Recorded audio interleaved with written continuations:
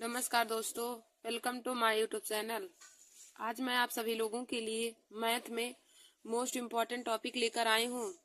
तो देखिए दोस्तों, आज का हमारा टॉपिक है इकाई का अंक ज्ञात करना। आज मैं आप सभी लोगों को नंबर सिस्टम चैप्टर के मोस्ट इम्पॉर्टेंट टॉपिक को बताऊंगी। तो हमारा आज का टॉपिक है इकाई का अंक ज्ञात करना। देखिए दोस्तों, इकाई का अंक ज्ञात करना हर कंपटीशन की परीक्षाओं में पूछा जाता है। हमें 2-3 क्वेश्चन इकाई के अंक से संबंधित पूछे जाते हैं। तो देखिए दोस्तों, जैसे आप सभी लोगों का RRB, NTPC, group D, UPP और सभी कंपटीशन का पेपर होने वाला है, तो इसमें इकाई के अंक से संबंधित मोस्ट इम्पॉर्टेंट क्वेश्चन पूछे जाएंगे। तो दोस्तों, आज मैं आप सभी लोगों को तो इकाई का अंक ज्ञात करना बताऊंगी कि किसी भी संख्या का इकाई का अंक हम कैसे ज्ञात कर सकते हैं। तो देखिए दोस्तों, इकाई का अंक ज्ञात करने से पहले हम आप लोगों को 2-3 नियम बता देते हैं। आप लोग उसे अपनी कॉपी में नोट कर लीजिएगा। फिर उसके बाद मैं आप लोग को क्वेश्चन लेकर भी सॉल्व कराऊंगी। तो देखिए दोस्तों, आप हेडिंग डाल लीजिए इकाई का अंक ज्ञात करना। तो उसमें नंबर 1 लिखेंगे। नियम नंबर 1 हमारा क्या होता है कि यदि किसी संख्या का इकाई का अंक यदि किसी संख्या के इकाई का अंक 0, 1, 5, 6 हो तो यदि किसी संख्या की इकाई का अंक 0, 1, 5, 6 हो तो उसकी इकाई का अंक तो उस संख्या का इकाई का अंक 0, 1, 5, 6 ही होगा। देखिए दोस्तों, हमारा नियम एक क्या कहता है कि यदि किसी संख्या का इकाई अंक 0, 1, 5 और 6 हो तो उसके इकाई का अंक 0, 1, 5, 6 ही होगा।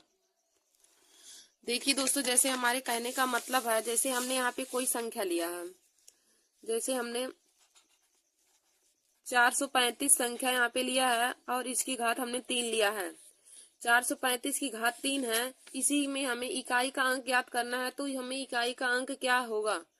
देखिए दोस्तों, हमने क्वेश्चन लिया है कि 435 की घात 3, इसी में हमें इकाई का अंक ज्ञात करना है। तो हम कैसे ज्ञात करेंगे।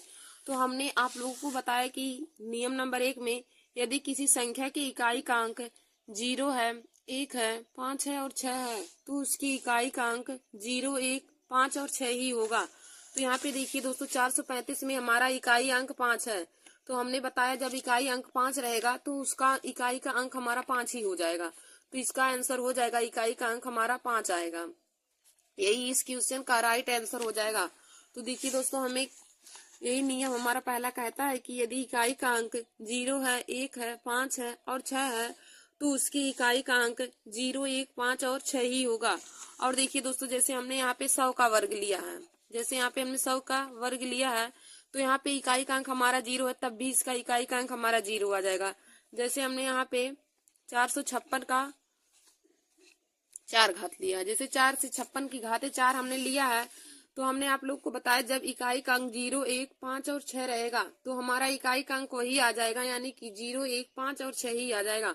तो यहाँ पे हमारा इकाई का अंक 6 है तो इसके इकाई का अंक का मान 6 आ जाएगा। यही इस क्वेश्चन का राइट आंसर। दोस्तों देखिए, जब भी कितनी भी बड़ी संख्या दी हो, लेकिन यदि उसकी इकाई का अंक 0, 1, 5 और 6 हो तो उस संख्या का मान हमारा वही आ जाएगा, यानी कि 0, 1, 5 और 6 ही आ जाएगा। यदि 0 रहेगा इकाई का अंक तो आंसर उसका 0 आएगा। यदि इकाई का अंक 6 रहेगा तो आंसर 6 आएगा। और इकाई का अंक 5 रहेगा तो 5 आ जाएगा। और इकाई का अंक 1 रहेगा तो हमारा उसका मान भी 1 आ जाएगा। जैसे देखिए दोस्तों, यहाँ पे हमने लिया है 121, 12, 3, 4, 1। इसी का हमें 5 घात निकालना है। तो देखिए, अब हम इसमें ये नहीं देखेंगे कि यार कितनी बड़ी संख्या, इसमें हम से केवल इकाई का अंक देखेंगे।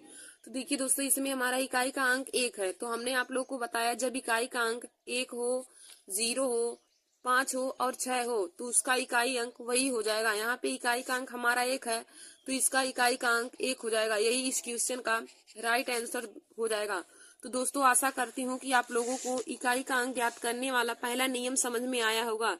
तो हमने पहला नियम क्या बताया कि यदि इकाई का अंक 0, 1, 5 और 6 होगा तो उसकी इकाई का अंक 0, 1, 5 और 6 ही होगा। और हमने इससे संबंधित उदाहरण भी आप लोगों को लेकर समझा दिया है। अब दोस्तों, हम नियम नंबर 2 देखेंगे। तो देखिए दोस्तों, हमारा नियम नंबर 2 क्या कहता है कि यदि इकाई का अंक 4 है, यदि किसी संख्या की इकाई का अंक 4 है तो 4 की घात n यदि विषम संख्या हो तो तो इकाई का अंक 4 ही होगा। और यदि घात सम संख्या हो तो इकाई का अंक 6 होगा। देखिए दोस्तों, हमारा नियम नंबर दूसरा क्या कहता है कि यदि किसी संख्या के इकाई अंक का मान 4 है, यदि किसी संख्या की इकाई अंक 4 है और यदि 4 की घात n विषम संख्या है तो उस अंक का मान यानी कि इकाई अंक का मान 4 आएगा। और यदि घात सम है तो इकाई का अंक 6 होगा। देखिए दोस्तों, हमारा दूसरा नियम क्या कहता है। जैसे हमारा दूसरा नियम है कि यदि 4 की घात n, जैसे हमें यही 4 की घात n है और n हमारा जहां हम लिखेंगे जहां n बराबर विषम संख्या है, जहां n बराबर विषम संख्या है,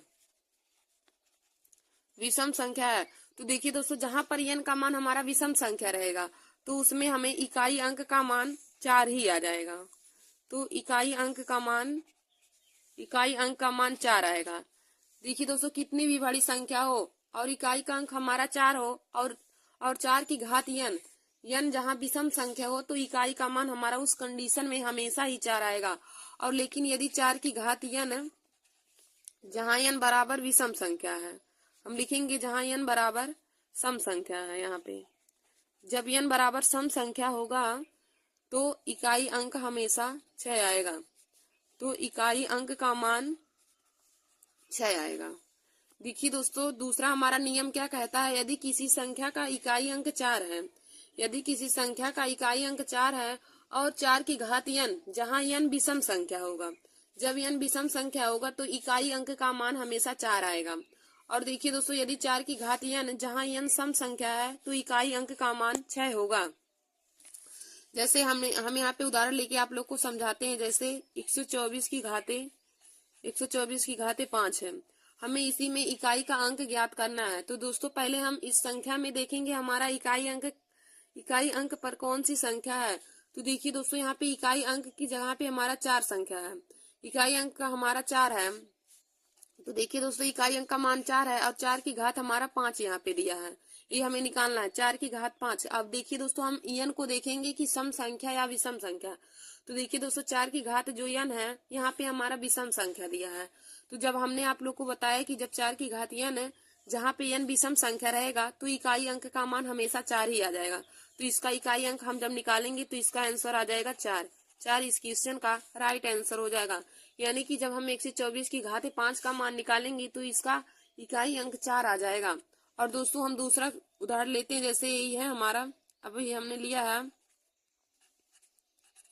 1344 की घाते 4 है, 1344 की घाते 4, इसी का हमें इकाई अंक निकालना है। तो देखिए दोस्तों, पहले हम देखेंगे 1344 में हमारा इकाई अंक क्या है। तो इकाई अंक यहाँ पे 4 है, 4 की घाते 4 है। अब देखिए दोस्तों, यहाँ पे हमने जब आप लोग को बताया कि 4 की घात n जब सम रहेगा तो क्या आ जाएगा। तो यहाँ पे 4 की घात n का मान हमें सम दिया है, तो जब 4 की घात n सम रहेगा तो इसका इकाई अंक 6 हो जाएगा। तो यहाँ पे आ जाएगा इसका इकाई अंक 6। यही इस क्वेश्चन का राइट आंसर हो जाएगा। यानी कि 1344 की घाते जब 4 का मान निकालेंगे तो इकाई अंक 6 आ जाएगा। यही इस क्वेश्चन का राइट आंसर हो जाएगा। तो हमने आप लोगों को देखिए दोस्तों दूसरा भी नियम बताया। दूसरा नियम क्या बताया है कि यदि इकाई का अंक 4 है, यदि इकाई का अंक 4 है तो 4 की घात है यदि विषम संख्या होगी तो इकाई का अंक 4 होगा। और यदि 4 की घात सम संख्या होगी तो इकाई अंक का मान 6 होगा। दोस्तों, हमने आप लोग को दूसरा नियम बताया है। जब किसी भी संख्या का इकाई अंक 4 हो तो 4 की घात n यदि विषम संख्या होगा तो इकाई का अंक हमेशा 4 आएगा। यदि 4 की घात n विषम संख्या हो तो इकाई अंक का मान हमेशा 4 आएगा। और यदि 4 की घात n जहां n सम संख्या होगी तो इकाई का अंक हमेशा 6 आएगा। दोस्तों, 4 की घात में बस हम इकाई अंक देखेंगे और उसकी घात को देखेंगे। जब घात का मान सम संख्या दिया रहेगा तो हमेशा इकाई का अंक 6 आएगा। और यदि घात का मान विषम संख्या दिया रहेगा तो इकाई अंक का मान हमेशा 4 आएगा। तो दोस्तों, आशा करती हूँ कि आप लोगों को दूसरा नियम भी समझ में आया होगा। फिर आगे हम तीसरा नियम देखेंगे। इकाई अंक ज्ञात करने का तीसरा नियम क्या है। तो देखिए दोस्तों, तीसरा नियम है कि यदि किसी भी संख्या का इकाई अंक 9 है, यदि किसी संख्या का इकाई अंक 9 है तो 9 की घात n सम संख्या है। यदि किसी संख्या की इकाई का अंक 9 है और यदि 9 की घात n सम संख्या है तो इकाई अंक का मान हमेशा 1 होगा। और यदि 9 की घात n विषम संख्या होगा तो इकाई अंक का मान 9 ही होगा। देखिए दोस्तों, हमारा नियम तीसरा क्या कहता है कि यदि इकाई का अंक 9 है, यदि किसी भी संख्या का इकाई अंक 9 है तो 9 की घात n यदि सम संख्या होगा तो इकाई अंक का मान 1 होगा। और यदि 9 की घात n विषम संख्या होगा तो इकाई का अंक हमेशा 9 होगा। देखिए दोस्तों, नियम नंबर हमने तीसरा क्या बताया कि यदि किसी भी संख्या का इकाई अंक 9 होगा और 9 की घात n यदि विषम संख्या होगा। हमारा तीसरा क्या है कि यदि 9 की घात n, 9 की घात n जहां हम लिखेंगे जहां n विषम संख्या होगा, जहां n विषम संख्या होगा तो इकाई का अंक हमेशा 1 आएगा। देखिए दोस्तों, जब 9 की घात n जहां n विषम संख्या होगा तो हमेशा इकाई का अंक 9 आएगा, 1 नहीं आएगा, एक सम संख्या रहने पे आएगा। तो जहां 9 की घात n है और जहां n विषम संख्या होगा तो इकाई का अंक, तो दोस्तों इकाई का अंक का मान हमेशा 9 आएगा। और यदि 9 की घात n जहां n सम संख्या होगा, जहां n सम संख्या होगा तो इकाई का अंक हमेशा 1 आएगा। तो इकाई अंक का मान हमेशा 1 आएगा। देखिए दोस्तों, हमने आप लोग को तीसरा नियम बताया कि यदि 9 की घात n है, यदि 9 की घात n है जहां n विषम संख्या है, यदि 9 की घात n है जहां n विषम संख्या है तो इकाई अंक का मान हमेशा 9 आएगा। और 9 की घात n है जहां n सम संख्या है तो इकाई का अंक हमेशा 1 आएगा। जब n बराबर सम संख्या होगा तो इकाई अंक का मान 1 आएगा और जब n बराबर विषम संख्या होगा तो इकाई का अंक 9 आएगा। हम यहाँ पे उदाहरण लेके आप लोग को समझाते हैं। देखिए दोस्तों, जैसे हमें यही 9 की घात 4 का मान निकालना है, 9 की घात 4 का मान हमें निकालना है तो हमने बताया यदि 9 की घात n विषम संख्या रहेगा तो मान 9 आएगा और यदि 9 की घात n सम संख्या रहेगा तो इकाई अंक का मान हमेशा 1 आएगा। तो देखिए दोस्तों, यहाँ पे 9 की घात 4 दिया है और 4 हमारा एक सम संख्या है तो इसकी इकाई का अंक का मान 1 आ जाएगा। यही इस क्वेश्चन का राइट आंसर हो जाएगा। अब देखिए दोस्तों, हमने यहाँ पे दूसरा क्वेश्चन लिया, जैसे 729 की घाते 3 का मान हमें ये निकालना है, 729 की घाते 3 का मान निकालना है। तो देखिए दोस्तों, इस संख्या में, दी गई संख्या में इकाई अंक का मान हमें 9 दिया है, दी गई संख्या में इकाई अंक का मान हमें 9 दिया है। अब हम 9 की घात 3 का मान निकालेंगे तो यहाँ पे 9 की घाते हमें 3 दिया है, यानी कि 9 की घाते n एक विषम संख्या है। तो जब विषम संख्या रहेगा तो इकाई अंक का मान हमेशा 9 आ जाएगा, तो इसका मान हमेशा 9 हो जाएगा। यही इस क्वेश्चन का राइट आंसर हो जाएगा। तो दोस्तों, आशा करती हूँ कि आप लोग को तीसरा नियम भी समझ में आया होगा। तो तीसरा नियम हमारा क्या था कि यदि इकाई का अंक 9 है तो 9 की घात, यदि किसी भी संख्या का इकाई अंक 9 होगा और 9 की घात n सम संख्या होने पर इस इकाई का अंक 1 होगा और यदि 9 की घात n विषम संख्या होगा तो इकाई का अंक हमेशा 9 आएगा। तो दोस्तों, हमने आप लोग को आज इकाई के अंक से संबंधित 3 नियम बताए हैं, जिसमें हमारा पहला नियम क्या था कि हमारा पहला नियम दिया था कि यदि किसी भी संख्या का इकाई का अंक 0, 1, 5 और 6 है, यदि किसी भी संख्या का इकाई अंक 0, 1, 5 और 6 है तो उसकी इकाई का अंक का मान हमेशा 0, 1, 5 और 6 होगा। यानी कि यदि इकाई का अंक 0 वहां पे दिया रहेगा तो उसका मान 0 आएगा। हमने यहाँ पे जैसे उदाहरण लेके भी आप लोग को बताया था, तो हमने उदाहरण लिया 435 की घात 3। अब देखिए दोस्तों, इसमें हम देखेंगे इकाई अंक वाली संख्या क्या है। तो यहाँ पे देखिए इकाई अंक की संख्या की जगह पे 5 दिया है तो इसका मान 5 हो जाएगा, इसकी इकाई का अंक 5 हो जाएगा। और दोस्तों 0 रहेगा तब भी उसका मान 0 आ जाएगा। और यदि इकाई अंक का मान 6 रहेगा तो उसके इकाई का अंक का मान 6 हो जाएगा। और इकाई अंक का मान 1 रहेगा तो उसकी इकाई का अंक का मान जब हम सॉल्व करेंगे तो 1 ही आ जाएगा। तो इसमें इकाई अंक का मान 1 आ जाएगा। तो हमारा पहला नियम यही था कि यदि किसी भी संख्या का इकाई अंक 0, 1, 5 और 6 है तो उसकी इकाई का अंक 0, 1, 5 और 6 ही होगा।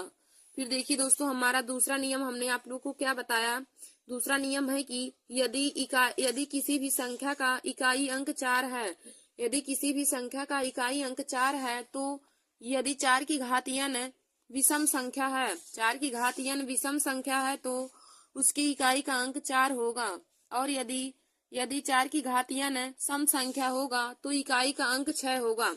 देखिए हमने जैसे यहाँ पे उदाहरण लिया है 484 की घात 121, 484 की घात 121 है। तो देखिए दोस्तों यहाँ पे इकाई अंक हमारा 4 है और 4 की घात n यहाँ पे हमें विषम संख्या दिया है। तो नियम हमारा क्या कहता है, यदि 4 की घात n विषम संख्या होगा तो इकाई अंक का मान 4 होगा। तो यहाँ पे 4 की घात n विषम संख्या दिया है तो इसका आंसर हो जाएगा 4 ही हो जाएगा। फिर देखिए दोस्तों, फिर हमने दूसरा उदाहरण क्या लिया है, 484 की घाते 2, यानी कि यहाँ पे 4 की घात n हमारा सम संख्या दिया है। तो हमने बताया यदि घात सम संख्या रहेगी तो उसका मान 6 होगा। तो यहाँ पे इकाई का अंक 6 हो जाएगा। फिर देखिए दोस्तों, हमारा तीसरा नियम क्या कहता है कि यदि इकाई का अंक 9 है, यदि किसी भी संख्या का इकाई अंक 9 है तो 9 की घात n सम संख्या होने पर इकाई अंक का मान 1 होगा। 9 की घात n सम संख्या होने पर इकाई का अंक 1 होगा।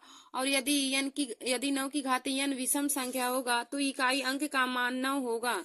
यदि 9 की घात n विषम संख्या होगा तो इकाई अंक का मान 9 होगा।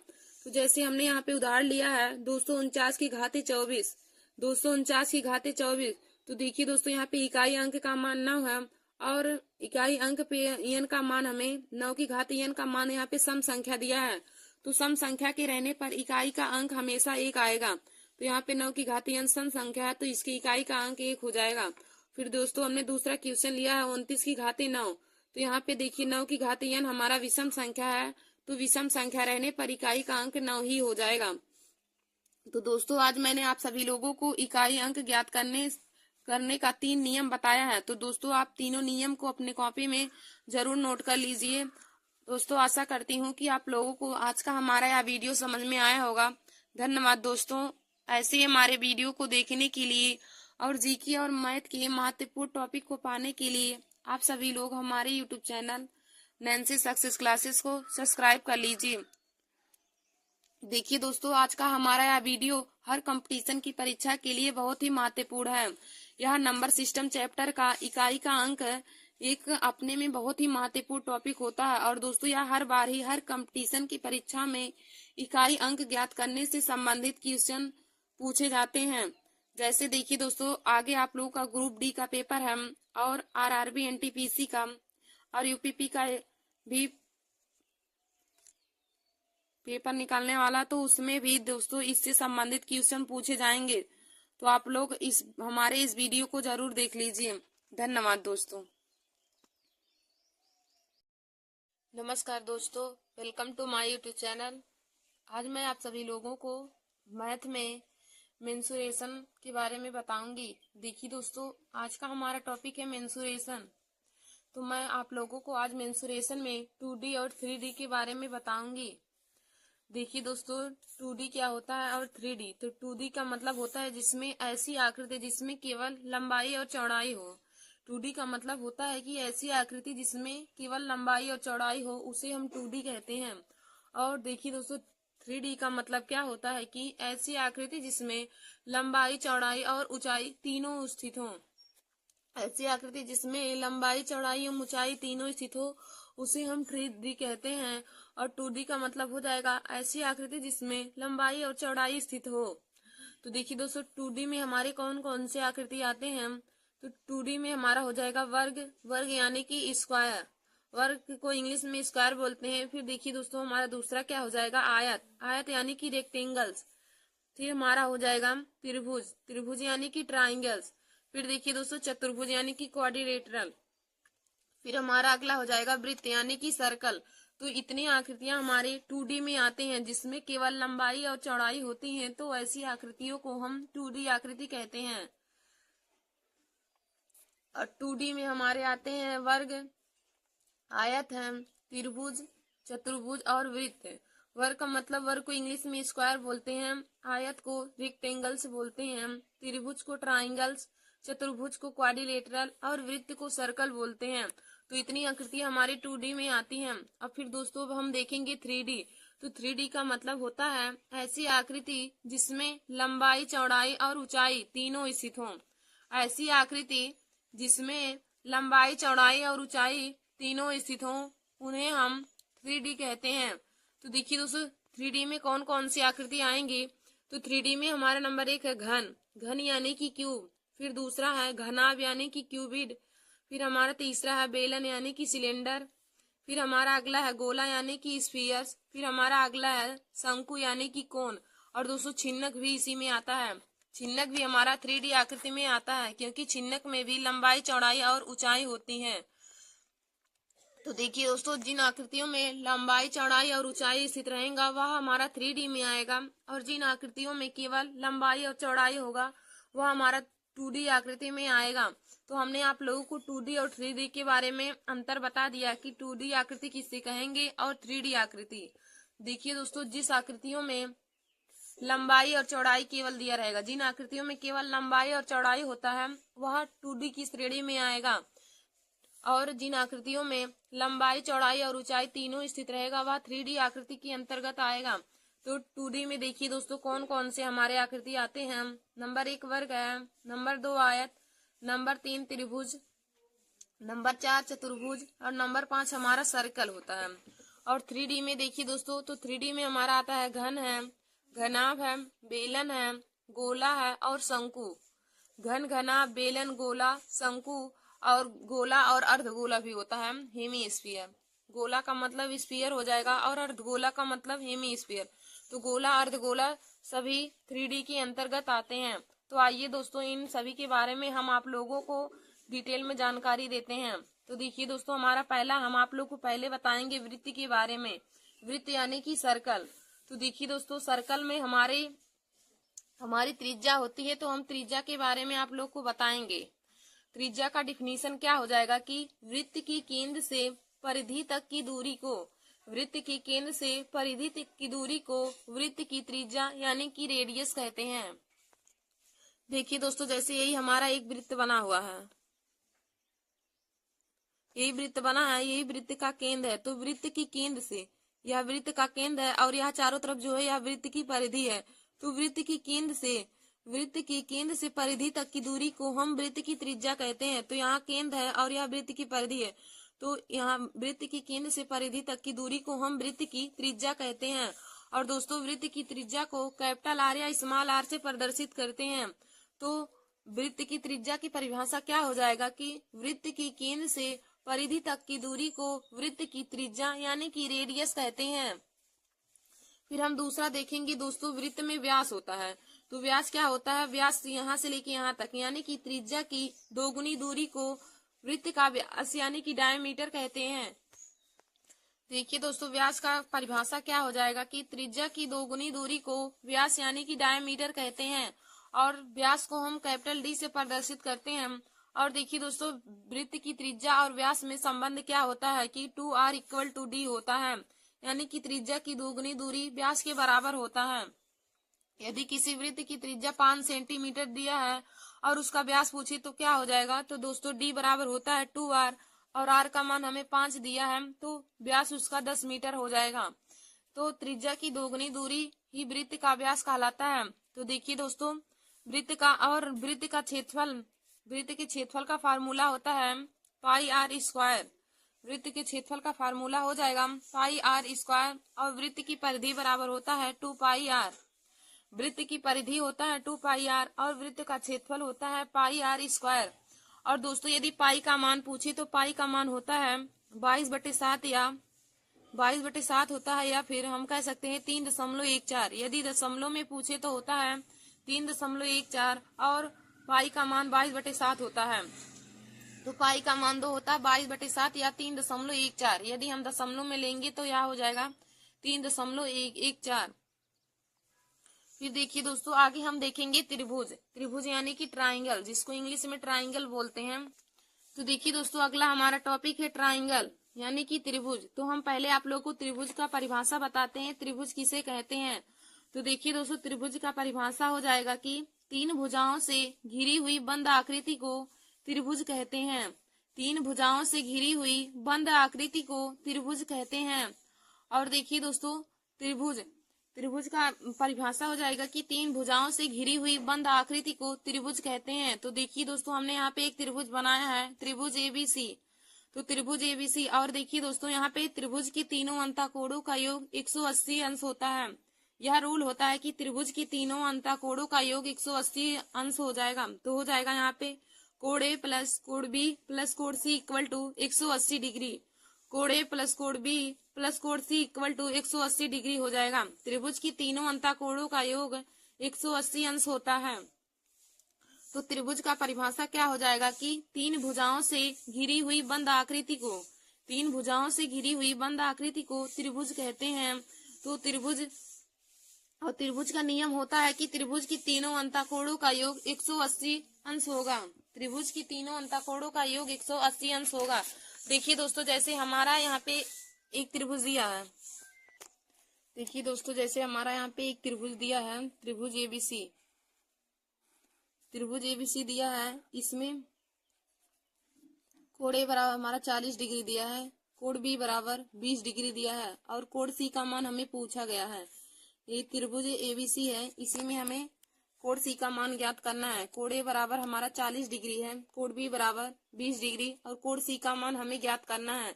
तो देखिए दोस्तों, हम इसको कैसे ज्ञात करेंगे। तो हमने आप लोगों को अभी बताया कि त्रिभुज की तीनों अंतःकोणों का योग 180 डिग्री होता है। त्रिभुज की तीनों अंतःकोणों का योग 180 डिग्री होता है। तो यहाँ पे हो जाएगा कोण ए प्लस कोण बी प्लस कोण सी बराबर 180 डिग्री। कोण ए प्लस कोण बी प्लस कोण सी बराबर 180 डिग्री। कोण ए का मान हमारा 40 है, हो जाएगा 40 प्लस कोण बी का मान 20 प्लस कोण सी इक्वल टू हो जाएगा 180 डिग्री। देखिए दोस्तों, त्रिभुज की तीनों अंतःकोणों का योग 180 डिग्री होता है। कोण ए का मान हमें 40 है, कोण बी का मान 20 डिग्री, कोण सी का मान हमें ज्ञात करना है। तो यहाँ से हो जाएगा 40 20 हमारा 60 हो जाएगा, प्लस में कोण सी इक्वल टू 180 डिग्री हो जाएगा। अब हमें एक कोण सी का मान ज्ञात करना है, तो हम 60 को उधर पश्चांतर कर देंगे।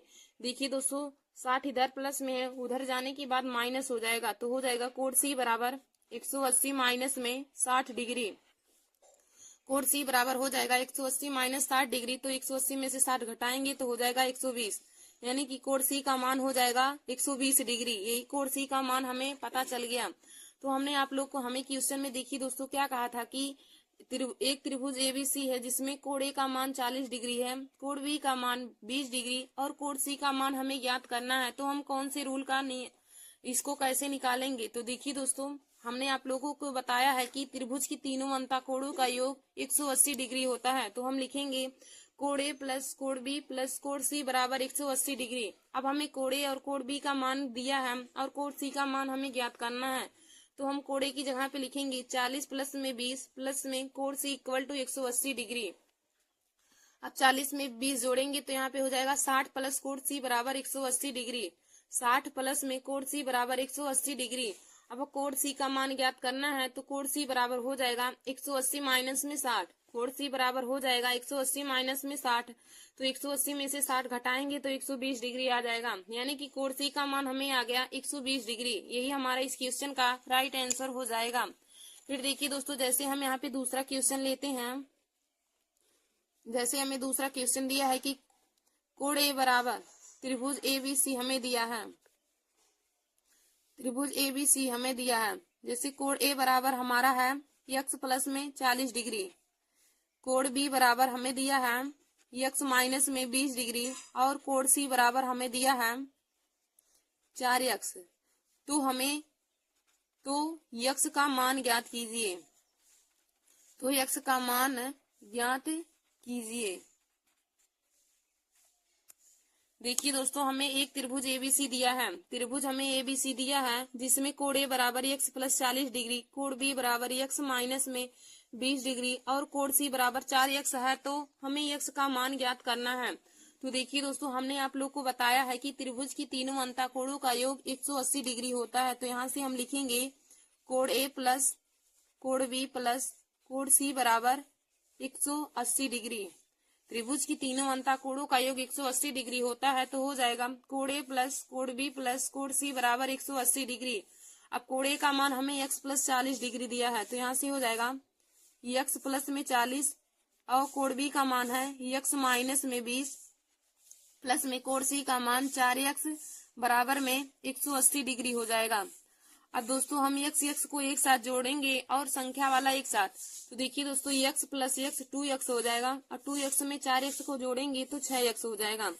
x प्लस x 2x में 4x जोड़ेंगे तो 6x हो जाएगा। फिर हमारा प्लस हो जाएगा, 40 में से 20 जाएगा तो 20 बराबर में हमारा 180 डिग्री हो जाएगा। फिर अब देखिए दोस्तों हम इधर 20 हमारा प्लस में है, उधर जाने के बाद माइनस हो जाएगा, तो यहाँ से हो जाएगा 6x बराबर 180 माइनस में 20।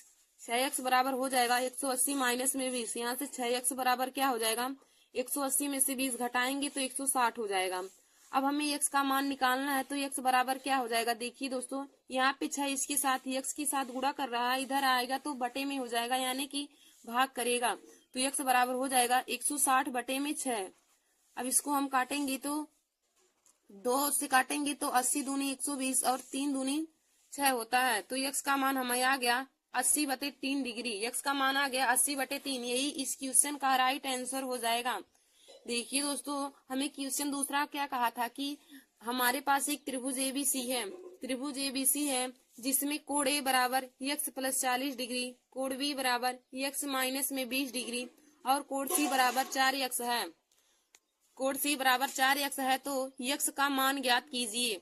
तो हमने आप लोग को बताया है कि नियम कि त्रिभुज की तीनों अंतःकोणों का योग 180 डिग्री होता है। त्रिभुज की तीनों अंतःकोणों का योग 180 डिग्री होता है, तो हम लिखेंगे कोण ए प्लस कोण बी प्लस कोण सी बराबर 180 डिग्री। अब देखिए कोण ए का मान हमें दिया है x प्लस 40, तो हम कोण ए की जगह पे रखेंगे x प्लस 40 प्लस में कोण बी की जगह पे x माइनस में 20 प्लस में कोण सी की जगह पे 4x बराबर में 180 डिग्री। अब दोस्तों हम x वाली संख्या को एक साथ जोड़ेंगे और संख्या को एक साथ, तो देखिए यहाँ से हो जाएगा x प्लस x 2x में 4x जोड़ेंगे तो 6x हो जाएगा। 6x प्लस में हमारा 20 हो जाएगा बराबर में 180 डिग्री। 6x प्लस 20 बराबर में 180 डिग्री।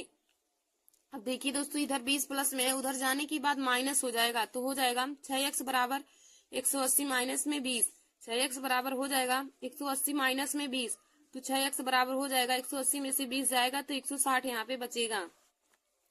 फिर अब हम x का मान निकालेंगे, तो देखिए दोस्तों 6 इधर गुणा कर रहा है, इधर आने के बाद भाग करेगा, तो x बराबर हो जाएगा 160 बटे में 6। x बराबर हो जाएगा 160 बटे में 6, तो काटेंगे तो हो जाएगा 80 बटे में 3, तो x का मान हमारे निकल के आ गया 80 बटे 3। तो दोस्तों आशा करती हूँ कि आप लोगों को दूसरा क्वेश्चन भी समझ में आया होगा। देखिए दोस्तों त्रिभुज का यह नियम जरूर आप लोग याद रखिएगा कि त्रिभुज की तीनों अंतःकोणों का योग 180 डिग्री होता है। जब भी आपको तीन जैसे त्रिभुज देकर उसमें दो कोण देकर हमें तीसरे कोण का मान पूछे, तो हमेशा यही रूल से आप लोग लगाएंगे कि त्रिभुज की तीनों अंतःकोणों का योग 180 डिग्री होता है, यानी कि कोण ए प्लस कोण बी प्लस कोण सी बराबर 180 डिग्री। इसी से हम मान हमेशा निकाल सकते हैं। और देखिए दोस्तों त्रिभुज बनने की कुछ कंडीशन भी होते हैं। तो नंबर 1 हमारा क्या होता है कि त्रिभुज की किन्हीं दो भुजाओं का योग हमेशा तीसरी भुजा से बड़ा होना चाहिए। जैसे हम दो भुजा का योग करें, जैसे ए बी प्लस में BC का योग जब करेंगे तो हमेशा AC की योग से वह बड़ा होना चाहिए। त्रिभुज की कंडीशन क्या होता है कि त्रिभुज की किन्हीं दो भुजाओं का योग हमेशा तीसरी भुजा से बड़ा होगा। जैसे हम A प्लस बी, जैसे ए बी और BC को एक साथ जोड़ेंगे तो वह AC के मान से हमेशा बड़ा आना चाहिए। जब बड़ा आएगा तभी वह त्रिभुज संभव होगा, वरना वह त्रिभुज संभव नहीं होगा। और हमारा दूसरा नियम क्या कहता है कि दो भुजाओं का अंतर, त्रिभुज की किन्हीं दो भुजाओं का अंतर किसी तीसरी भुजा से छोटा होना चाहिए। यदि त्रिभुज का कंडीशन दूसरा क्या कहता है कि त्रिभुज की किन्हीं दो भुजाओं का अंतर तीसरी भुजा से छोटा होना चाहिए। फिर देखिए दोस्तों त्रिभुज का वर्गीकरण, तो त्रिभुज का वर्गीकरण दो प्रकार से होता है, एक भुजाओं के अनुसार, एक कोणों के अनुसार। तो कोणों के अनुसार हमारा 3 प्रकार के त्रिभुज होते हैं और भुजाओं के अनुसार भी त्रिभुज हमारा 3 ही प्रकार के होते हैं। तो कोणों में कौन कौन सा होता है, एक न्यून कोण होता है, अधिक कोण और सम कोण होता है। न्यून कोण, अधिक कोण, सम कोण।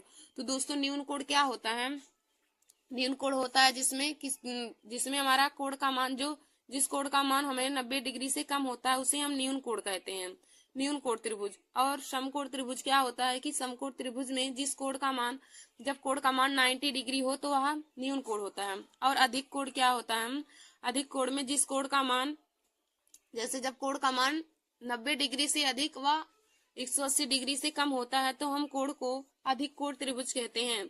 फिर दोस्तों हमारा 3 भुजाओं के आधार पर होता है, तो भुजाओं के आधार पर कौन कौन सा त्रिभुज होता है? नंबर 1 हमारा विषमबाहु त्रिभुज होता है, नंबर दूसरा समबाहु त्रिभुज और नंबर 3 हमारा समद्विबाहु त्रिभुज होता है। तो देखिए दोस्तों विषमबाहु त्रिभुज क्या होता है, तो हम इसका डिफिनीशन पहले आप लोग को बताएंगे, तो आप लोग इसे नोट कर लीजिएगा। विषमबाहु त्रिभुज का डिफिनीशन हो जाएगा कि ऐसा त्रिभुज जिसमें त्रिभुज की कोई भी भुजा बराबर ना हो। देखिए दोस्तों विषमबाहु त्रिभुज क्या होता है कि ऐसा त्रिभुज जिसमें त्रिभुज की कोई भी भुजा बराबर ना हो, ऐसा त्रिभुज जिसमें त्रिभुज की कोई भी भुजा बराबर ना हो तो उसे हम विषमबाहु त्रिभुज कहते हैं। देखिए दोस्तों विषमबाहु त्रिभुज का परिमाप क्या होता है? विषमबाहु त्रिभुज में कोई भुजा बराबर नहीं रहेगी तो उसका परिमाप हो जाएगा तीनों भुजाओं का योग, यानी कि a प्लस बी प्लस सी। विषमबाहु त्रिभुज का परिमाप होता है a प्लस बी प्लस सी। और विषमबाहु त्रिभुज का अर्ध परिमाप क्या होता है? अर्ध परिमाप यस बराबर होता है a प्लस बी प्लस सी बटे में 2। अर्ध परिमाप विषमबाहु त्रिभुज का अर्ध परिमाप हो जाएगा a प्लस बी प्लस सी बटे में 2। और विषमबाहु त्रिभुज का क्षेत्रफल क्या हो जाएगा? अंडर रूट में यस माइनस में a, यस माइनस में b, यस माइनस में c। इस फार्मूले को दोस्तों हम हीरोन का फार्मूला भी कहते हैं। हीरोन फार्मूला जब भी पूछे तो यही हीरोन फार्मूला होता है। अंडर रूट में यस माइनस में a, यस माइनस में b, यस माइनस में c, यही हीरोन फार्मूला होता है। तो दोस्तों विषमबाहु त्रिभुज का परिमाप होता है a प्लस बी प्लस सी और अर्ध परिमाप होता है a प्लस बी प्लस सी बटे में 2।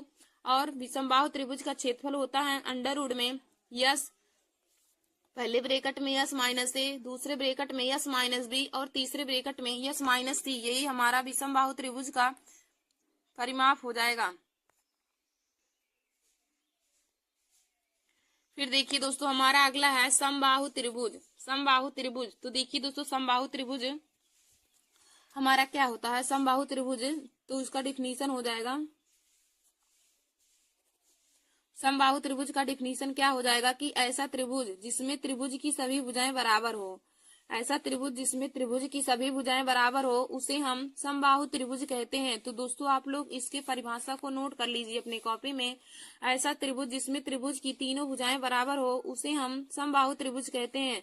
जैसे यहाँ पे हमने त्रिभुज एबीसी लिया है, त्रिभुज एबीसी में हमारी सभी भुजा बराबर रहेंगी, यानी कि भुजा ए बी बराबर भुजा बीसी बराबर भुजा एसी की, यानी कि सभी भुजा का मान हमें बराबर रहेगा। यदि जैसे हमें भुजा ए बी का मान 5 सेंटीमीटर दिया है तो अन्य दोनों भुजाओं का मान भी 5 सेंटीमीटर होगा, क्योंकि समबाहु त्रिभुज का नियम होता है कि समबाहु त्रिभुज ऐसा त्रिभुज होता है जिसमें त्रिभुज की तीनों भुजाएं बराबर हो और दोस्तों प्रत्येक कोण 60 डिग्री का हो। त्रिभुज समबाहु त्रिभुज का नियम होता है कि ऐसा त्रिभुज जिसमें त्रिभुज की तीनों भुजाएं बराबर हो और प्रत्येक कोण 60 डिग्री का हो। समबाहु त्रिभुज में प्रत्येक कोण का मान 60 डिग्री होता है। दोस्तों आप लोग इसे भी नोट कर लीजिएगा अपनी कॉपी में। तो दोस्तों यदि हम यहाँ से इसका परिमाप का फार्मूला निकालना चाहे तो परिमाप बराबर हमारा क्या होता है? किसी भी आकृति का परिमाप क्या होता है कि उसकी सभी भुजाओं का योग। तो यहाँ पे हमारी सभी भुजा ए है, तो 3 भुजा है तो a प्लस ए यानी कि 3a हो जाएगा। तो समबाहु त्रिभुज का परिमाप हो जाएगा 3a।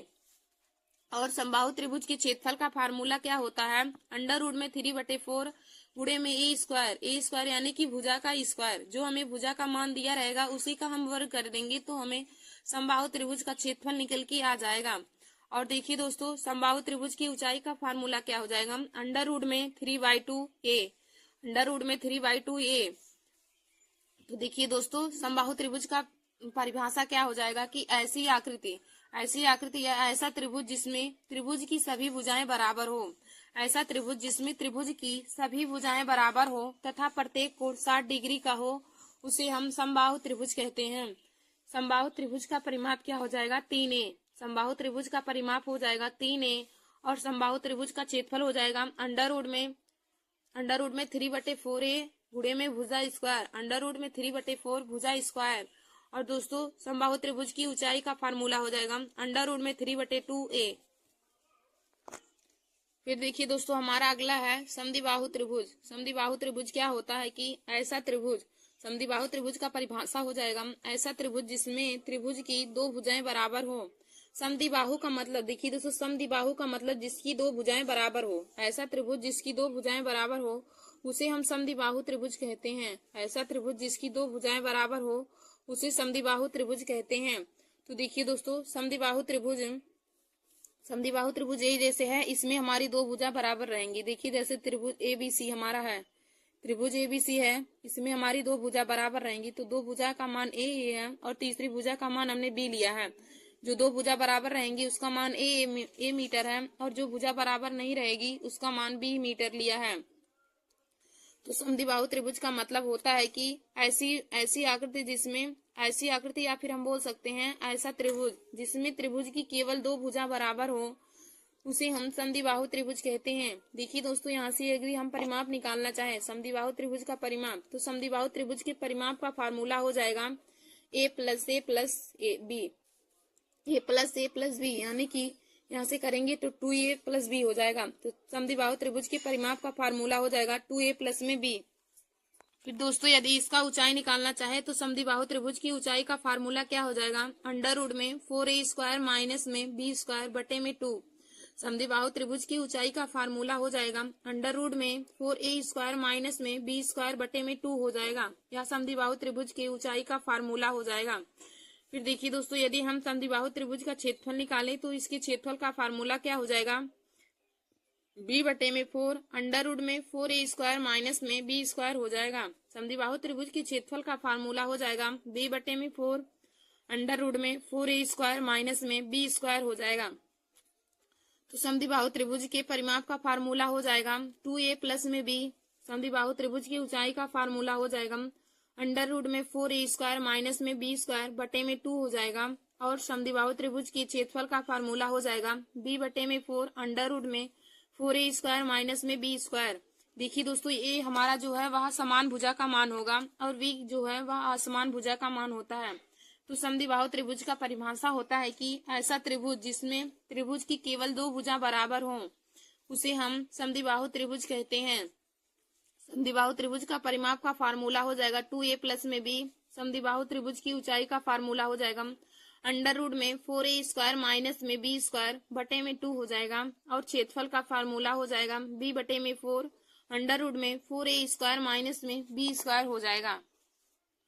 फिर देखिए दोस्तों, आगे हमारा टॉपिक है चतुर्भुज। तो चतुर्भुज हमारा 3 प्रकार का हो जाएगा, समचतुर्भुज, समलंब चतुर्भुज और समांतर चतुर्भुज। तो पहले हम आप लोगों को समचतुर्भुज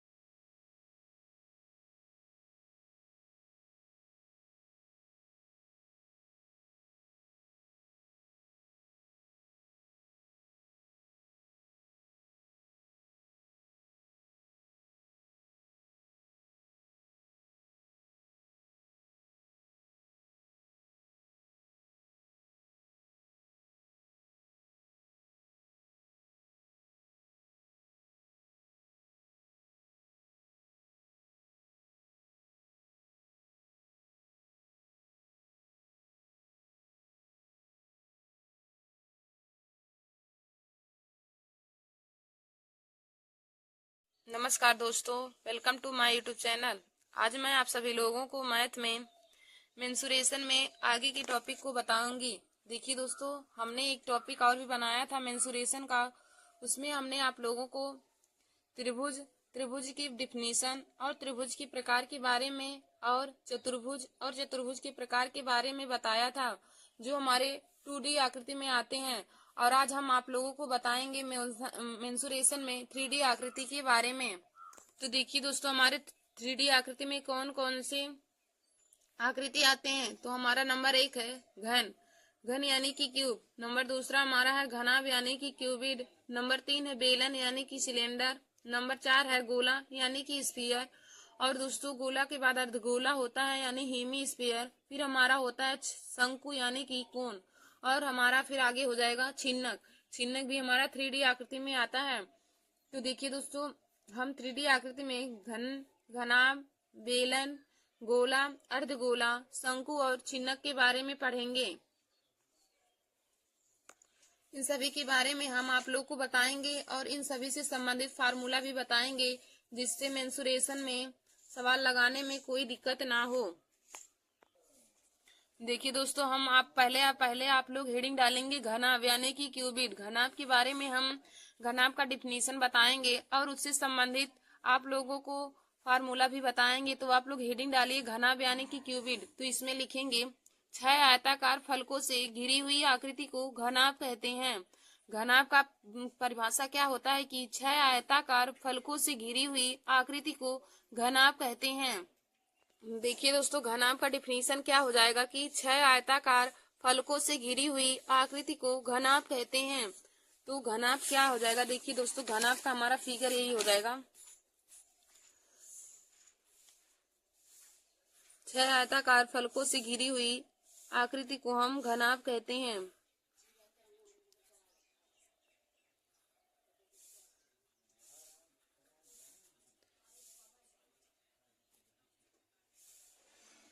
ये हमारा घनाभ है। तो घनाभ में यह हमारा लंबाई हो जाएगा, या चौड़ाई हो जाएगा, और यह हमारा ऊंचाई हो जाएगा। तो 6 आयताकार फलकों से घिरी हुई 6 आयताकार फलकों से घिरी हुई आकृति को घनाभ कहते हैं। अब दोस्तों, हम घनाभ से संबंधित फार्मूले आप लोग को बताएंगे। तो लिखिए पहला, घनाभ का आयतन। घनाभ का आयतन क्या होता है, घनाभ की आयतन का फार्मूला क्या होता है, देखिए दोस्तों। तो देखिए दोस्तों, घनाभ का आयतन का फार्मूला हो जाएगा लंबाई गुणे चौड़ाई गुणे ऊंचाई। लंबाई गुणे चौड़ाई गुणे ऊंचाई यानी कि यल गुणे बी गुणे एच। तो घनाभ का आयतन का फार्मूला हो जाएगा यल बी एच, लंबाई गुणे चौड़ाई गुणे ऊंचाई। घनाभ के आयतन का फार्मूला हो जाएगा लंबाई गुणे चौड़ाई गुणे ऊंचाई। फिर हम आगे देखेंगे घनाभ का संपूर्ण पृष्ठीय क्षेत्रफल। घनाभ का विकर्ण हम देखेंगे पहले। घनाभ का विकर्ण का फार्मूला क्या होता है, घनाभ का विकर्ण का फार्मूला क्या होता है। तो देखिए दोस्तों, घनाभ की विकर्ण का फार्मूला होता है अंडर रूट में यल स्क्वायर प्लस में बी स्क्वायर प्लस में एच स्क्वायर। अंडर रूट में यल स्क्वायर प्लस में बी स्क्वायर प्लस में एच स्क्वायर, यानी कि घनाभ के विकर्ण का फार्मूला होता है लंबाई स्क्वायर प्लस में चौड़ाई स्क्वायर प्लस में ऊंचाई स्क्वायर। घनाभ का विकर्ण होता है लंबाई स्क्वायर प्लस में चौड़ाई स्क्वायर प्लस में ऊंचाई स्क्वायर। और घनाभ का आयतन होता है लंबाई गुणे चौड़ाई गुणे ऊंचाई। फिर हम आगे देखेंगे कि घनाभ का संपूर्ण पृष्ठीय क्षेत्रफल बराबर घनाभ का संपूर्ण पृष्ठीय क्षेत्रफल। घनाभ का संपूर्ण पृष्ठीय क्षेत्रफल। घनाभ का संपूर्ण पृष्ठीय क्षेत्रफल का फार्मूला क्या हो जाएगा, 2 इंटू में एल बी प्लस में बी एच प्लस में एच एल। 2 इंटू में एल बी प्लस में बी एच प्लस में एच एल, यानी कि 2 इंटू में हो जाएगा लंबाई गुणे चौड़ाई प्लस चौड़ाई गुणे ऊंचाई प्लस ऊंचाई गुणे लंबाई। तो घनाभ का संपूर्ण पृष्ठीय क्षेत्रफल हो जाएगा 2 इंटू में लंबाई गुणे चौड़ाई प्लस में चौड़ाई गुणे ऊंचाई प्लस में ऊंचाई गुणे लंबाई। यह घनाभ का संपूर्ण पृष्ठीय क्षेत्रफल हो जाएगा। और घनाभ के विकर्ण का फार्मूला क्या हो जाएगा, अंडर रूट में लंबाई स्क्वायर प्लस में चौड़ाई स्क्वायर प्लस में ऊंचाई स्क्वायर हमारा घनाभ के विकर्ण का फार्मूला हो जाएगा। और दोस्तों घनाभ की आयतन का फार्मूला क्या हो जाएगा, लंबाई गुणे चौड़ाई गुणे में ऊंचाई। घनाभ के आयतन का फार्मूला हो जाएगा लंबाई गुणे चौड़ाई गुणे ऊंचाई। घनाभ का आयतन को दोस्तों इंग्लिश में वॉल्यूम बोलते हैं और विकर्ण को डायगोनल और संपूर्ण पृष्ठीय क्षेत्रफल को हो जाएगा टोटल सरफेस एरिया। संपूर्ण का हो जाएगा टोटल और पृष्ठीय का हो जाएगा सरफेस क्षेत्रफल का एरिया। तो घनाभ का संपूर्ण पृष्ठीय क्षेत्रफल यानी कि total surface area equal to हो जाएगा 2 इंटू में लंबाई गुणे में चौड़ाई प्लस में चौड़ाई गुणे में ऊंचाई प्लस में ऊंचाई गुणे में लंबाई। यही घनाभ की संपूर्ण पृष्ठीय क्षेत्रफल का फार्मूला हो जाएगा, यानी कि घनाभ के क्यूबिड ऑफ टोटल सरफेस एरिया। तो 2 इंटू में LB प्लस में BH प्लस में HL यही हो जाएगा। और घनाभ का विकर्ण क्यूबिड ऑफ डायगोनल्स तो अंडर रूट में L स्क्वायर प्लस में B स्क्वायर प्लस में H स्क्वायर हो जाएगा। और घनाभ का आयतन यानी कि क्यूबिड ऑफ वॉल्यूम ऑफ क्यूबिड तो हो जाएगा LVH। लंबाई गुणे में चौड़ाई गुणे में ऊंचाई हमारा हो जाएगा। देखिए दोस्तों घनाभ का विकर्ण पूछे या फिर पूछे कि कमरे में रखी जाने वाली सबसे लंबी बड़ी छड़ की लंबाई क्या ज्ञात मतलब बताइए, तब भी हम घनाभ के विकर्ण से ही उस क्वेश्चन को सॉल्व करेंगे। जैसे हमने यहाँ पे एक पहला क्वेश्चन लिया है। देखिए दोस्तों एक कमरे की लंबाई चौड़ाई तथा ऊंचाई 16, 12 और 15 मीटर है। एक कमरे की लंबाई चौड़ाई ऊंचाई 16, 12 और 15 मीटर है, तो उस कमरे में रखी जा सकने वाली सबसे लंबी छड़ की लंबाई क्या है। देखिए दोस्तों हमें क्वेश्चन दिया है कि एक कमरे की लंबाई चौड़ाई और ऊंचाई 16, 12 और 15 मीटर है, तो उस कमरे में रखी जाने वाली सबसे लंबी छड़ की लंबाई क्या होगी। तो हमने आप लोगों को बताया कि जब भी हमें कमरे में रखी जाने वाली सबसे लंबी छड़ की लंबाई पूछे तो हमें हमेशा ही हम घन के विकर्ण का फार्मूला का यूज करेंगे। तो हो जाएगा यल बराबर हमारा हो जाएगा उसकी लंबाई बराबर में अंडर रूट में L स्क्वायर प्लस में B स्क्वायर प्लस में H स्क्वायर हो जाएगा।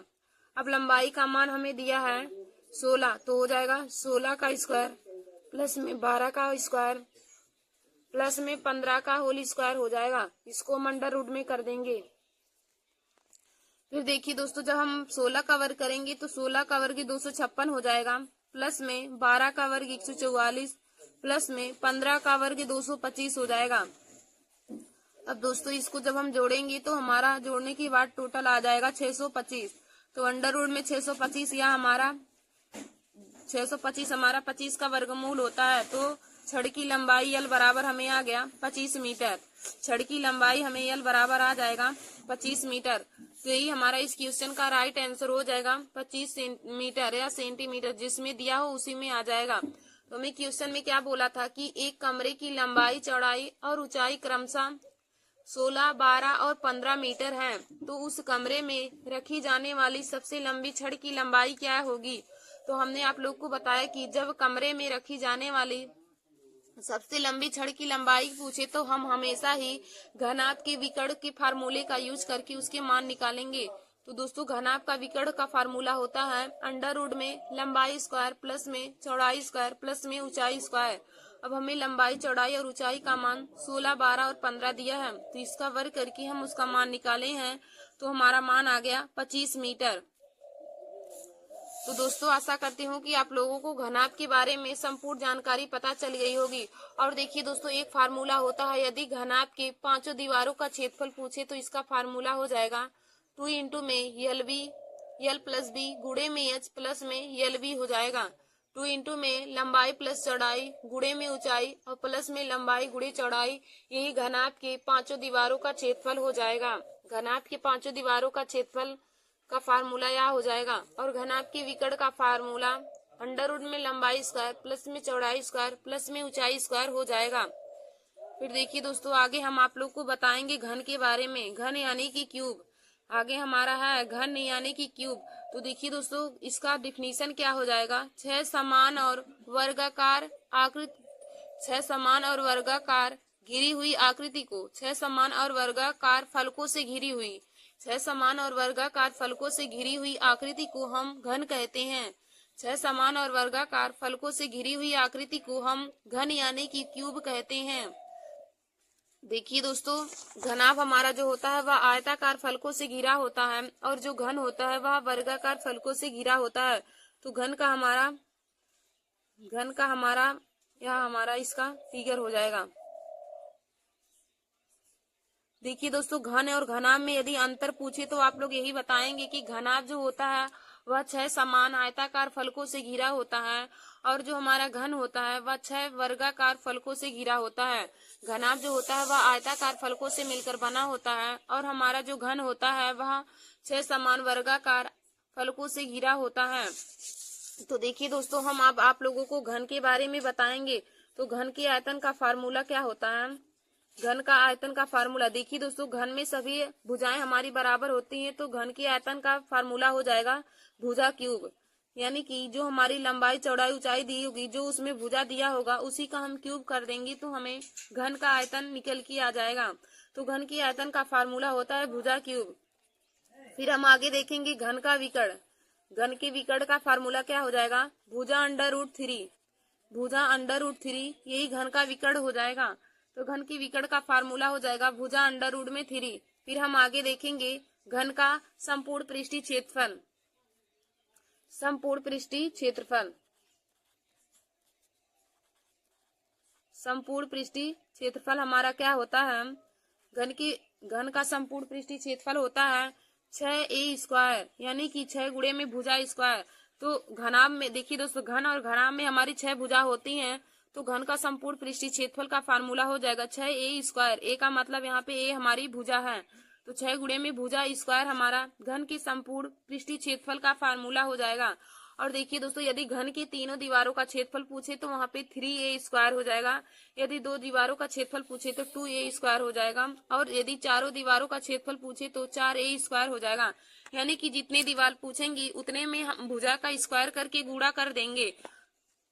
तो दोस्तों, हमने आप लोग को बताया कि घन क्या होता है। तो 6 समान और वर्गाकार फलकों से घिरी हुई आकृति को हम घन कहते हैं। 6 समान और वर्गाकार फलकों से घिरी हुई आकृति को घन कहते हैं। तो देखिए दोस्तों, घन के आयतन का फार्मूला हो जाएगा भुजा क्यूब। ए क्यूब यानी कि भुजा का क्यूब घन के आयतन का फार्मूला हो जाएगा। घन का विकर्ण का फार्मूला होता है भुजा √3 और घन की चारों दीवारों का क्षेत्रफल का फार्मूला हो जाएगा 4a²।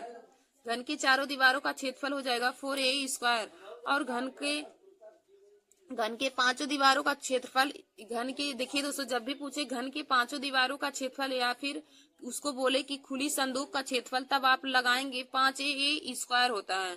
खुली संदूक का क्षेत्रफल पूछे या पांचों दीवारों का क्षेत्रफल तो आप लिखेंगे 5a²। और दोस्तों, घन की सतह का विकर्ण का फार्मूला होता है √2a। √2a घन की सतह के विकर्ण का क्षेत्रफल हो जाएगा। फिर देखिए दोस्तों, आगे हम आप लोगों को बताएंगे सिलेंडर यानी कि बेलन के बारे में। आगे आप लोगों को हम बताएंगे बेलन के बारे में। तो दोस्तों, बेलन को हम इंग्लिश में सिलेंडर बोलते हैं। तो देखिए दोस्तों, जब भी क्वेश्चन में आप लोगों को तार, कुआं, पाइप, रोड लोरर की लंबाई या उसका आयतन या उसका टोटल संपूर्ण पृष्ठीय क्षेत्रफल पूछे तो आप लोग बेलन के ही फार्मूले का यूज करेंगे, वहां पे बेलन का ही फार्मूला लगाएंगे। तो देखिए दोस्तों, बेलन यानी कि सिलेंडर, तो बेलन का हमारा आयतन क्या हो जाएगा? देखिए, हमने जैसे यहाँ पे फिगर बनाया है, तो फिगर हमने बनाया है यहाँ से यहाँ तक, यह बेलन की त्रिज्या हो जाएगी, यह बेलन की ऊंचाई हो जाएगी। तो देखिए दोस्तों, बेलन का कर्व सरफेस एरिया यानी कि बेलन का पृष्ठीय क्षेत्रफल। तो बेलन के पृष्ठीय क्षेत्रफल का फार्मूला क्या होता है? जैसे देखिए दोस्तों, यही हमारा बेलन है,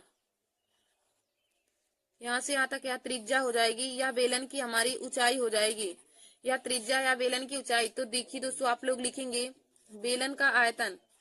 बेलन की आयतन का फार्मूला क्या हो जाएगा? बेलन का आयतन का फार्मूला हो जाएगा हमारा πr²h। बेलन का आयतन का फार्मूला हो जाएगा πr²h। फिर देखिए दोस्तों, बेलन का वक्र पृष्ठीय क्षेत्रफल। बेलन का वक्र पृष्ठीय क्षेत्रफल, बेलन का वक्र पृष्ठीय क्षेत्रफल का फार्मूला क्या हो जाएगा? 2πr(h). बेलन का वक्र पृष्ठीय क्षेत्रफल का फार्मूला हो जाएगा 2πr(h). और फिर हम आगे देखेंगे बेलन का संपूर्ण पृष्ठीय क्षेत्रफल। बेलन का संपूर्ण पृष्ठीय क्षेत्रफल।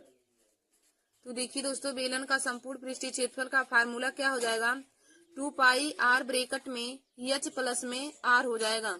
बेलन के संपूर्ण पृष्ठीय क्षेत्रफल का फार्मूला हो जाएगा 2 पाई आर ब्रैकेट में एच प्लस आर। और बेलन के आयतन का फार्मूला हो जाएगा पाई आर स्क्वायर एच। और बेलन के वक्र पृष्ठीय क्षेत्रफल का फार्मूला हो जाएगा 2 पाई आर एच। देखिए दोस्तों, बेलन के वक्र पृष्ठीय क्षेत्रफल का फार्मूला हो जाएगा 2 पाई आर एच। बेलन के आयतन का फार्मूला हो जाएगा पाई आर स्क्वायर एच। और बेलन की संपूर्ण पृष्ठीय क्षेत्रफल का फार्मूला हो जाएगा 2 पाई आर ब्रैकेट में एच प्लस में आर। और दोस्तों, बेलन के आधार का क्षेत्रफल पूछे। बेलन के आधार का क्षेत्रफल। बेलन के आधार का क्षेत्रफल। देखिए दोस्तों, यह जो हमारा बेलन का आधार है यह एक वृत्ताकार है। बेलन का आधार है तो वृत्ताकार है, तो बेलन के आधार का क्षेत्रफल यानी कि वृत्त का क्षेत्रफल, तो वृत्त का क्षेत्रफल हमारा पाई आर स्क्वायर होता है। तो हमारा हो जाएगा पाई आर स्क्वायर। बेलन के आधार का क्षेत्रफल हो जाएगा पाई आर स्क्वायर, क्योंकि बेलन का जो आधार है वह वृत्ताकार है, तो बेलन के आधार का क्षेत्रफल हो जाएगा पाई आर स्क्वायर।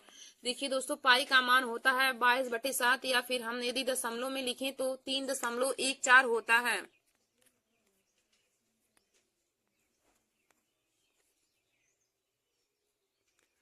तो बेलन का आयतन का फार्मूला हो जाएगा पाई आर स्क्वायर एच। बेलन का वक्र पृष्ठीय क्षेत्रफल का फार्मूला हो जाएगा 2 पाई आर एच। बेलन के संपूर्ण पृष्ठीय क्षेत्रफल का फार्मूला हो जाएगा 2 पाई आर ब्रैकेट में एच प्लस में आर। और बेलन के आधार का क्षेत्रफल हो जाएगा पाई आर स्क्वायर। बेलन के आधार का क्षेत्रफल, तो बेलन का आधार हमारा वृत्ताकार है, तो बेलन के आधार का क्षेत्रफल हो जाएगा पाई आर स्क्वायर।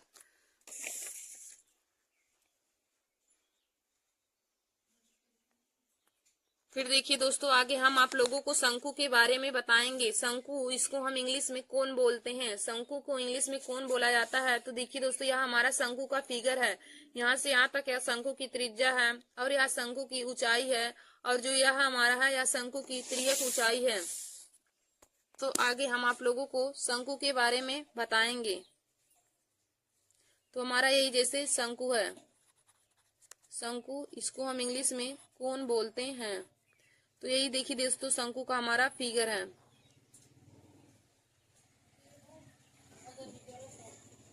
यह शंकु की यहाँ से यहाँ तक त्रिज्या हो जाएगी, यह शंकु की ऊंचाई हो जाएगी, और जो हमारा यह है, जो यह हमारा हो जाएगा यह शंकु की तिर्यक ऊंचाई हो जाएगा।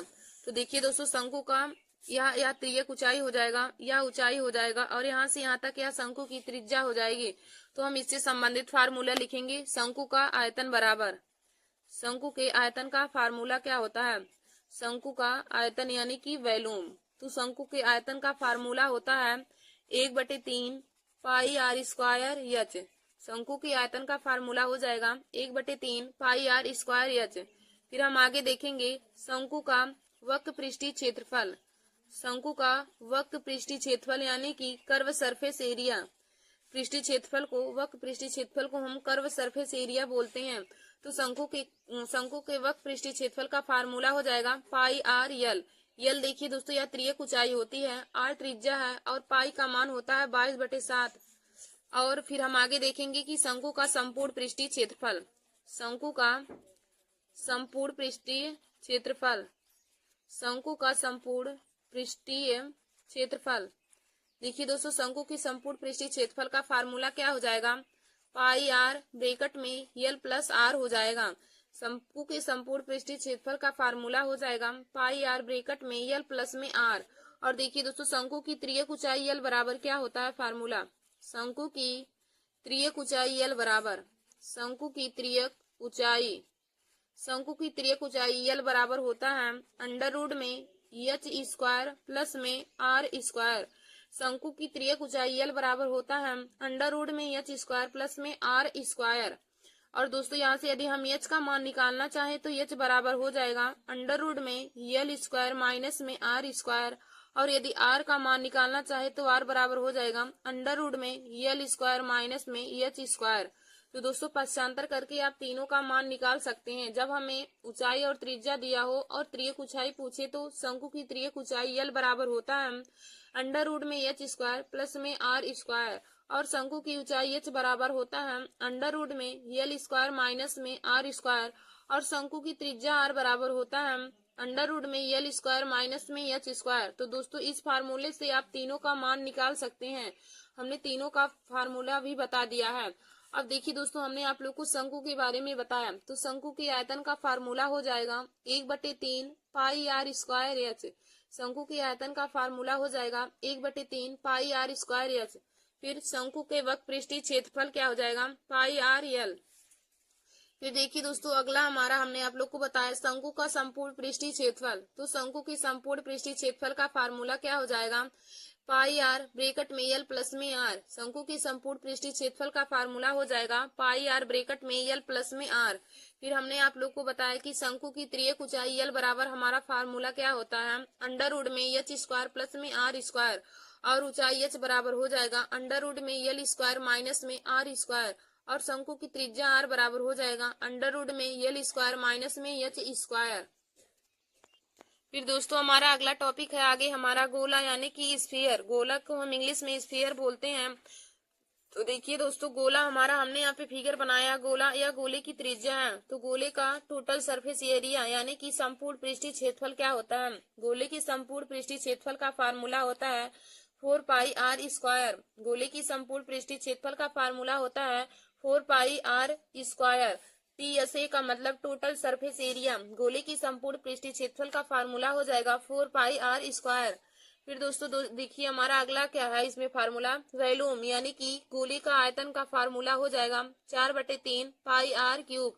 गोले के आयतन का फार्मूला हो जाएगा 4/3 पाई आर क्यूब। देखिए दोस्तों, गोले की संपूर्ण पृष्ठीय क्षेत्रफल का फार्मूला होता है 4 पाई आर स्क्वायर, और गोले की आयतन का फार्मूला होता है 4/3 पाई आर क्यूब। गोले के आयतन का फार्मूला हो जाएगा 4/3 पाई आर क्यूब, और गोले की संपूर्ण पृष्ठीय क्षेत्रफल का फार्मूला हो जाएगा 4 पाई आर स्क्वायर। फिर दोस्तों आगे आप लोगों को अर्धगोला के बारे में बताएंगे। अर्धगोला यानी कि हेमी स्फीयर। अर्धगोला यानी कि हेमी स्फीयर। देखिए दोस्तों, तो हमने यहाँ पे फिगर अर्धगोले का बनाया है जिसकी त्रिज्या r है।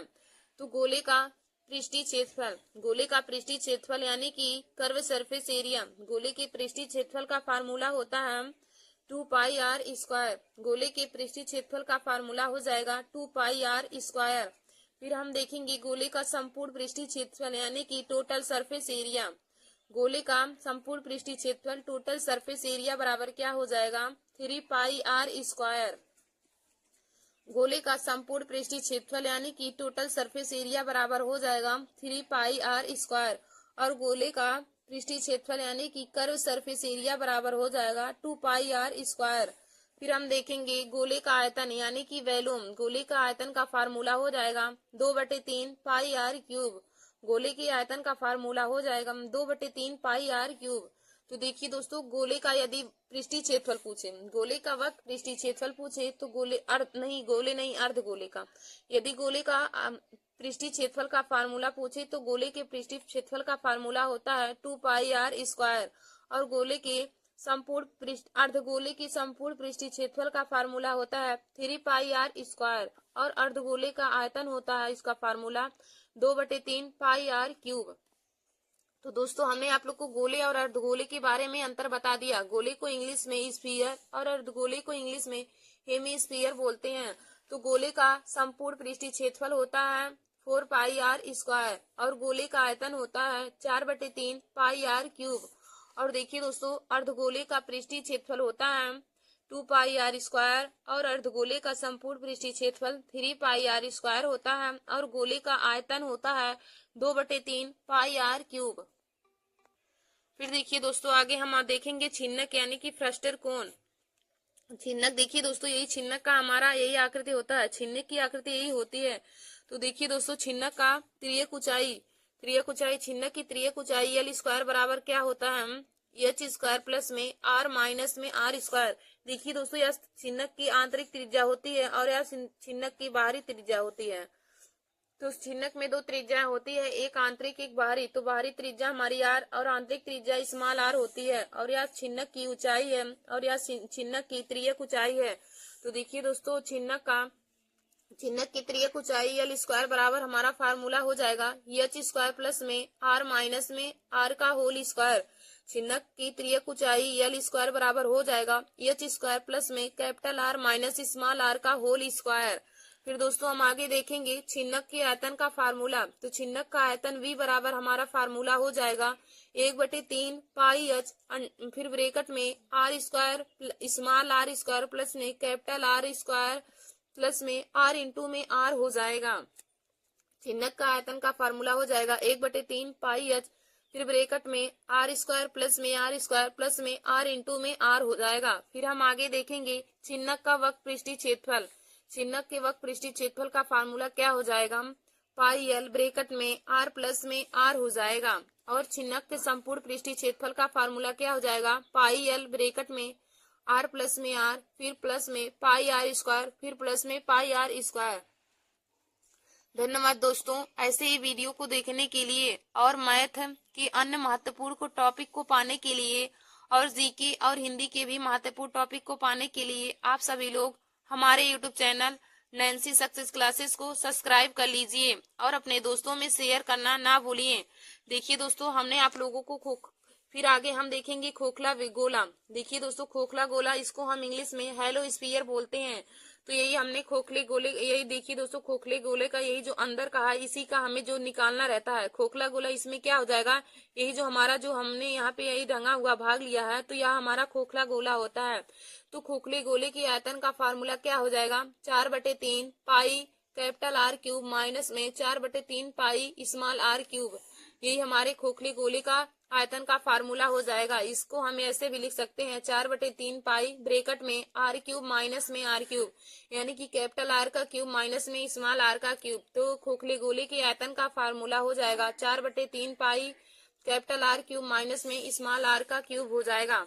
फिर हम आगे देखेंगे कि खोखले गोले के संपूर्ण पृष्ठीय क्षेत्रफल। खोखले गोले का संपूर्ण पृष्ठीय क्षेत्रफल यानी कि टोटल सरफेस